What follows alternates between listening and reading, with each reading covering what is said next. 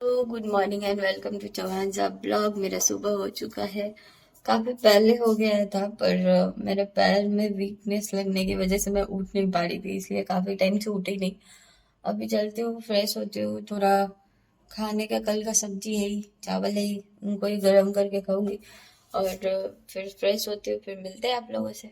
आज मैंने कर दिया मेरा गर्म पानी स्किप और मैं डायरेक्ट चाय पीऊँगी और थोड़ा सा टोस्ट खाऊंगी, क्योंकि आज गर्म पानी पीने का मन नहीं कर रहा है। मैंने नॉर्मल पानी पी लिया है 1 गिलास। अभी मैं फ्लैक्सीड जेल बनाने जा रही हूँ। इसमें मैंने लिया है 2 से 3 चम्मच फ्लैक्सीड और 1 से 1.5 गिलास पानी। अब इसको अच्छे से बॉईल करके इसका जेल बना लूँगी। गरम गरम ही छानते हैं। और अभी में हमारा जेल फॉर्म होना स्टार्ट हो चुका है। इसको थोड़ा स्टर करते रहना चाहिए, क्योंकि ताकि ये नीचे बैठे नहीं और अच्छे से जो जेल है प्रिपेयर हो जाए। गैस भी कम रखना चाहिए, क्योंकि फटाफट से पकने से वो प्रॉपर जो कंसिस्टेंसी चाहिए वो आता नहीं है। इसीलिए जब ये एक बार बन जाएगा तब मैं दिखाऊंगी आप लोगों को कि कैसा स्ट्रक्चर होना चाहिए इसका। और अभी ऑलमोस्ट कंप्लीट हो चुका है। मैं दिखाती हूँ ये कैसा टेक्सचर में आएगा। ये ऑलमोस्ट ऐसा स्टिक होगा और थोड़ा थिक होना चाहिए अच्छे से जेल बनने के लिए। तो इसको और थोड़ी देर पकाएंगे और उसके बाद फिर इसका आगे का प्रोसेस बताऊंगी। चुका है रेडी। इसे गरम गरम ही छान लूँगी, क्योंकि ठंडा होने के बाद ये अच्छे से नहीं होता। ये मेरा छन्नी आज काम आएगा।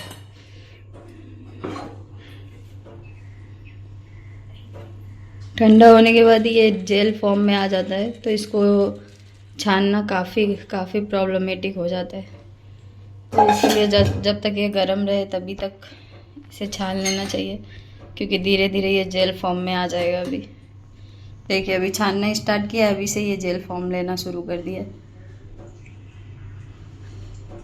मैंने छान लिया है। मैंने इसको अलग रखा है, बट मेरे पास मिक्सी नहीं है। आप लोग के पास हो तो आप इसको पीस के और मास्क के तरह यूज़ कर सकते हैं।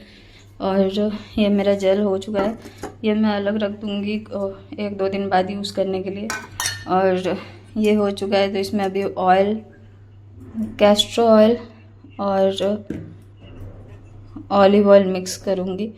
क्योंकि 2 चम्मच जैसा ऑलिव ऑयल और 1 चम्मच कैस्टर ऑयल मिक्स करके अच्छे से स्टर करके देन इसको अप्लाई करूँगी।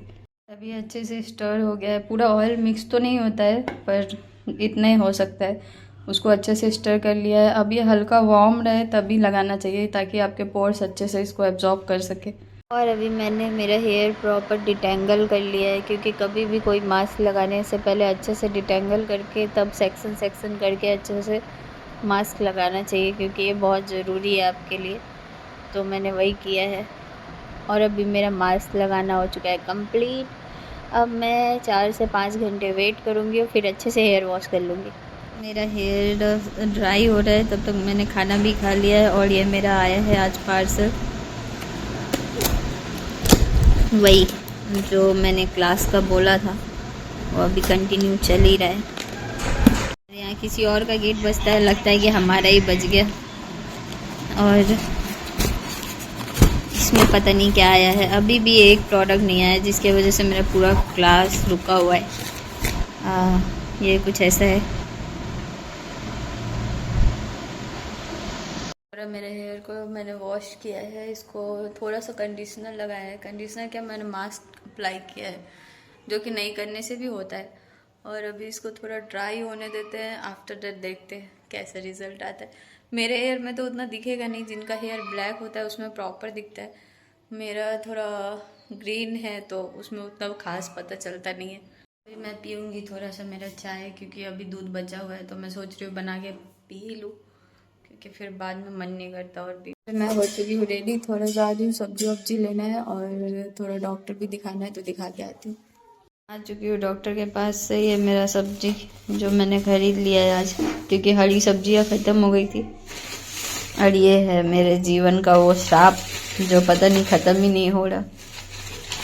इतनी सारे मेडिसिन है इसमें, सारे मेडिसिन ही मेडिसिन है। ये भी मेडिसिन है, ये भी मेडिसिन है, ये भी मेडिसिन है, और एक सिरप भी है। अब इन सबको 10 डेज तक खाना है। पता नहीं मैं कैसे खाऊंगी, दवा बन जाऊंगी मैं तो। खाना खाने लगी हूँ। रोटी बनाया था और ये मैं रेडी टू ईट वाला लेके आई थी, तो वो चला है। और ये मेरा साग और दही। अभी मैंने मेरा खाना पीना सारा कंप्लीट कर लिया है और वापस से मैं आ चुकी हूँ अपने स्टोरी टेलिंग पे। कल मैंने आप लोगों को बताया कि मेरा शो होना था और कैसे क्या हुआ क्या नहीं। लास्ट डे में हमारा ट्रायल हुआ, उसके नेक्स्ट डे हमारा शो था। शो काफ़ी अच्छा हुआ, मतलब वो 10 मिनट्स कैसे चला गया। 2 मंथ से आप किसी चीज़ का प्रिपरेशन कर रहे हो और वो 10 मिनट में फटाफट से हो गया, ख़त्म हो जाए। और हम तीनों तीनों से पुष्पा थोड़ा कम, लेकिन मैं और श्रीमोई काफ़ी बीमार हो चुके थे। श्रीमोई को शो ख़त्म होते ही 102 103 फीवर था और मुझे बहुत वीक और पैर में दर्द वगैरह हो रहा था, पर मैंने समझा नहीं कि हो क्या रहा है। नेक्स्ट डे हमारा अवार्ड सेरेमनी था, तो जो उस दिन जो लोग विनर थे या जो भी थे उनको अवार्ड मिलना था। तो मैं और पुष्पा उठे। मैं बहुत ज़्यादा पेन फील कर रही थी, फिर भी मैंने पुष्पा को बोला चलो चलते हैं, देखते हैं क्या होता है क्या नहीं। वैसे तो हम लोग को उम्मीद बिल्कुल नहीं था कि कुछ भी अवार्ड मिलने वाला है, क्योंकि ऐसा होता है वैसा होता है। पर फर्स्ट अवार्ड ही अनाउंस हुआ, जिसमें था कि Lavi and Rose best team award. ये सुन के तो पहले तो हम लोग को लगा शायद कुछ कंफ्यूजन है, फिर जब पता चला नहीं सच में ये अवार्ड अभी लोग को मिला है, तो हम लोग पूरा खुश हो चुके थे, क्योंकि बेस्ट टीम अवार्ड हम लोग डिजर्व कर रहे थे। बाकी सारे टीम्स का था कोऑर्डिनेशन अच्छा नहीं था, झगड़ ले रहे थे, अच्छे से काम नहीं कर पा रहे थे टीम में, पर हम तीनों का टीम बहुत बेस्ट था एग्जीक्यूशन टाइम से ही। तो हम तीनों में वो बॉन्डिंग था, हम लोगों ने कभी झगड़ा नहीं, लड़ा नहीं और अच्छे से अपना शो पूरा कंप्लीट किया। एक वो था।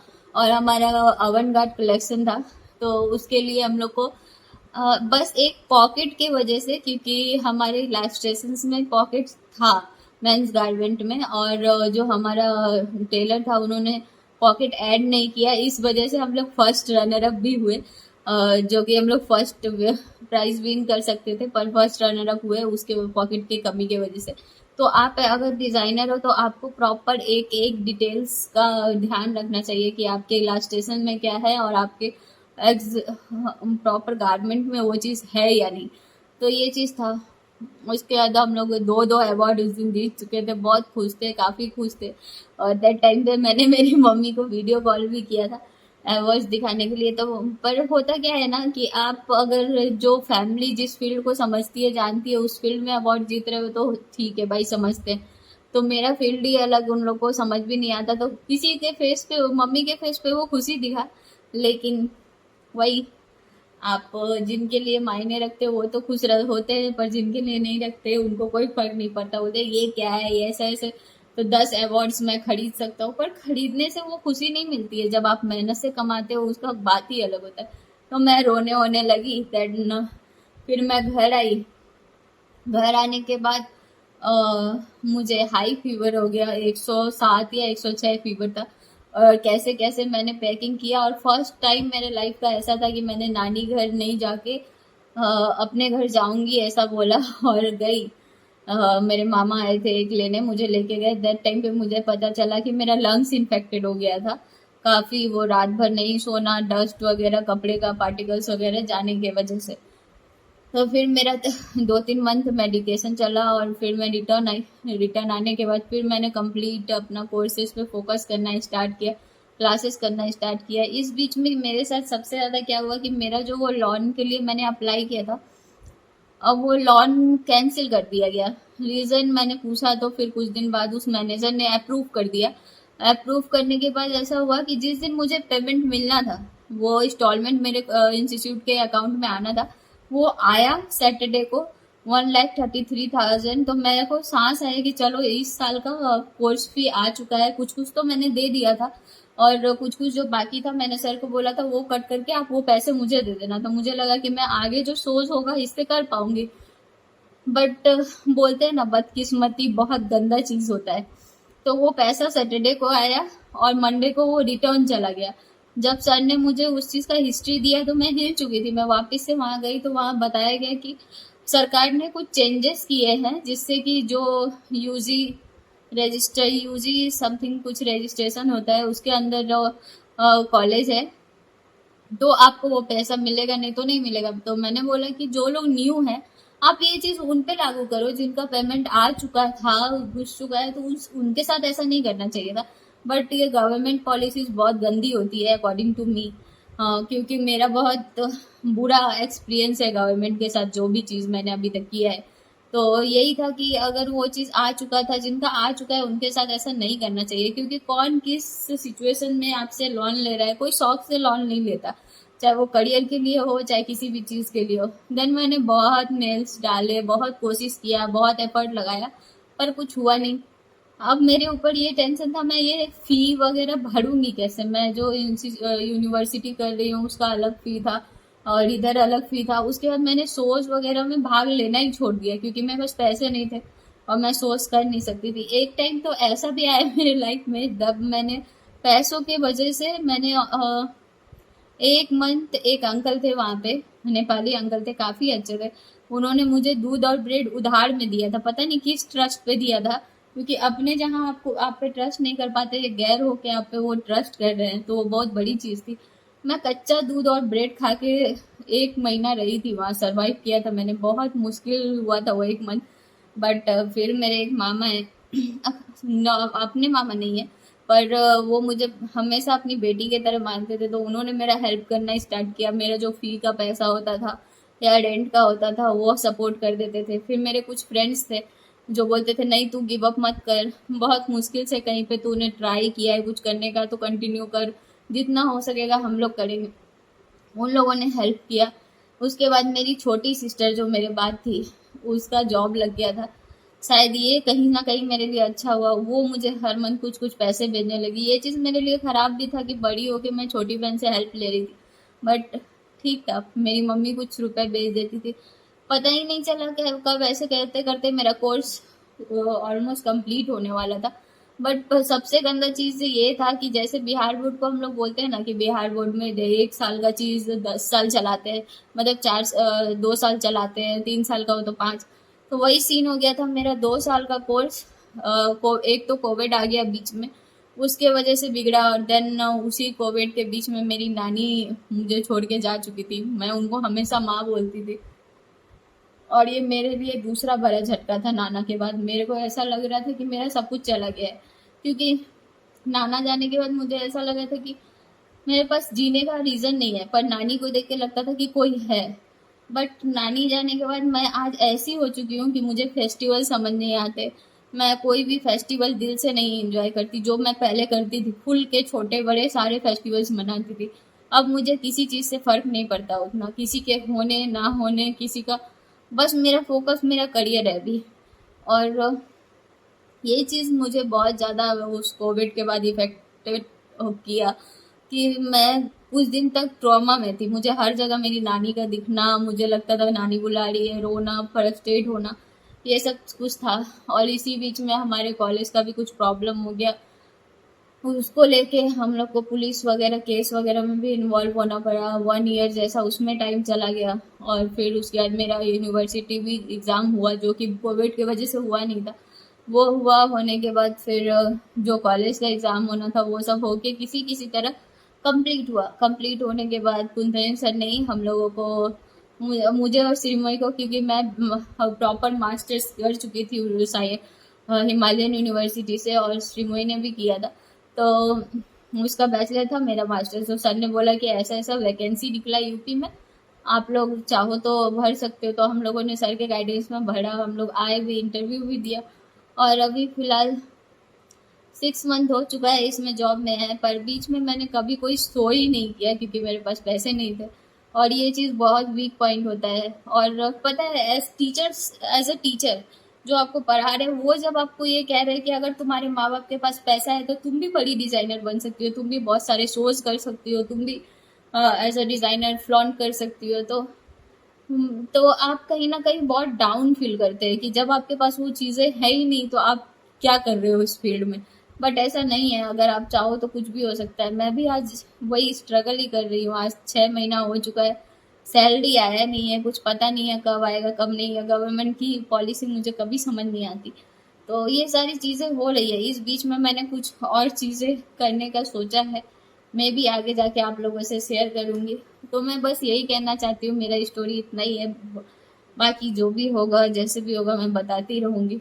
बट यही है कि किसी पे आंख मूंद के ट्रस्ट मत करो, और कोई आपका साथ नहीं दे रहा है तो ये मत सोचो कि आप कुछ कर नहीं सकते, क्योंकि अगर आप चाहो ना तो आप कुछ भी कर सकते हो।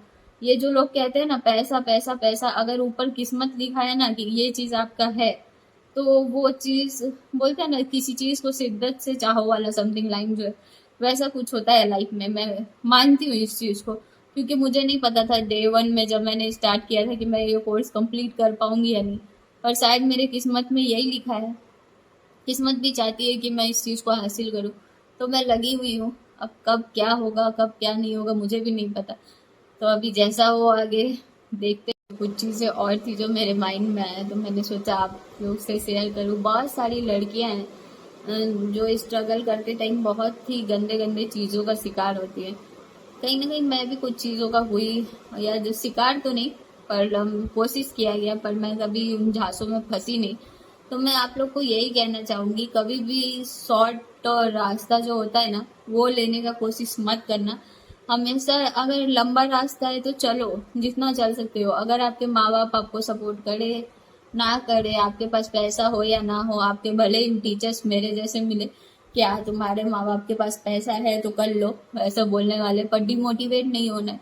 कोशिश करते रहो यार, क्योंकि गलत तरीके से अगर किसी दिन तुम कुछ हासिल करोगे ना, तो एक टाइम के लिए बैठ के जरूर सोचोगे कि हाँ ये चीज तो मैंने ऐसे हासिल किया था, और वो फीलिंग बहुत गंदा होता है। तो कभी भी जितना मेहनत लगे, जितना खुद को झोंकना पड़े, वो बोलते हैं ना अपना 100% नहीं 200% दे दो, पर वो चीज जो होता है ना गलत रास्ते से हासिल करना, कभी मत करना, क्योंकि गलत चीजों का फल भी गलत होता है। और बस यही है। तो बहुत लोगों को लगता होगा मैं ज्ञान दे रही हूँ, पर ये सही चीज है, कभी ट्राई करके देखना। और उन लड़कों से भी कहना चाहती हूँ जो लोग लड़कियों से बदतमीजी करते हैं, जो खुद स्ट्रगल कर रहे हैं अपनी आइडेंटिटी के लिए, तुम लोग उसे और कमजोर करना चाहते हो। जिसे अपने लोग कमजोर नहीं कर पाए, उन्हें तुम जैसे लोग क्या ही कमजोर करेंगे। तो कभी किसी लड़की के पे उंगली उठाने से पहले एक बार जरूर सोचना कि वो खुद अपने आइडेंटिटी के लिए जब इतना लड़ रही है, तो तुम जैसों से लड़ना, तो ये क्या बोलते हैं, इस उंगली का खेल है, कानी उंगली का। तो बस वही है मेरे लिए, तुम लोग वही हो, कानी उंगली, जिसको मुझे हैंडल करना आता है। मैंने लाइफ से बहुत सारी चीज़ें सीखी है, बहुत सारी चीज़ें खोई है। जब मैं मेरे नाना नानी को खो के जिंदा हूँ, तो तुम लोगों का बोलना मेरे पे कोई असर नहीं करता, कोई फर्क नहीं पड़ता, कुछ आता जाता नहीं मेरा। मिलते हैं फिर कल, तब तक के लिए अपना बहुत सारा ख्याल रखिए, और वीडियो अच्छा लगे तो लाइक से सब्सक्राइब जरूर कीजिएगा, क्योंकि आपका सपोर्ट मेरे लिए बहुत ज़रूरी है। क्योंकि मुझे ये फील होता है जब वो 150 जन में कुछ लोग ही कमेंट करते हैं या लाइक करते हैं, तो मुझे लगता है कोई है जो मेरे साथ है, कोई है जो मुझे सपोर्ट कर रहा है। भले ही सामने से ना हो, पर आपका एक कमेंट और आपका एक लाइक मेरे लिए बहुत मायने रखता है, और कहीं ना कहीं आप लोग मेरे फैमिली जैसे हो रहे हो। तो मिलते हैं कल।